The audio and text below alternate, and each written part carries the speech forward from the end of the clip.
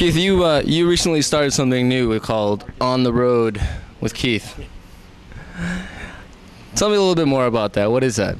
Well, I think it was a concept that I just got in my head. I always felt like, well, what's a house really like? I guess the best way to find out what a house is like is you have to get there. First, how do you get there? The first one we did was down on the Cape. The second one we're doing is in East Bridgewater. We're doing another one out in Lynn, and we're going to be doing one in my hometown of Milton. And how to get there. What's the best way to get there? Taking the route. And it's nice just to talk about the house before you get there, and then after you film in there and talk about what happened. The one down on the Cape that I have is it's really kind of a unique, cool house. It's a little bit outdated in some areas, but the person that lives there actually built it, and that's you don't get that touchy-feely thing. Yeah. With just pictures alone, right. And you don't get that touchy-feely thing with the 360 video tour. Right. So I combining the video tour with my quirkiness and On the Road with Keith, and see if it works.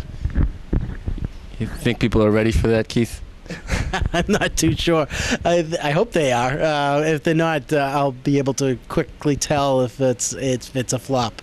But it's fun doing it. I enjoy it, and my sellers think it's a fun thing to do as well. They enjoy me coming to their house and doing some fun things there. Yeah, no, I'm just joking. I think it's a great idea. I think you definitely have to have, like you said, the first-hand experience. What they have now as far as, listings with pictures and, 360 tours. You never get a real sense of what the house is like. Besides, those pictures are only pictures. They take the best angle shot of what might be, very different when you get there. As well as a 360 tour, it just looks very fake, and I think you're onto something, Keith. And I think that also describing something about the house on a video is more powerful than writing it down. For instance, the house on the Cape has a bocce court that's just really something else. That the gentleman that lives there made that. He plays there every Tuesday. It's in great working condition. He's the type of guy that would be happy to show you how to play bocce if you didn't know how to play. And that's one of the things. That's another thing that we're doing is that we're going to be having a party down at his house and just inviting as many people as we can from the Cape area, real estate agents, to play/learn how to play bocce and have a badminton set up there. We're going to have a cookout at the guy's house. Isn't that great?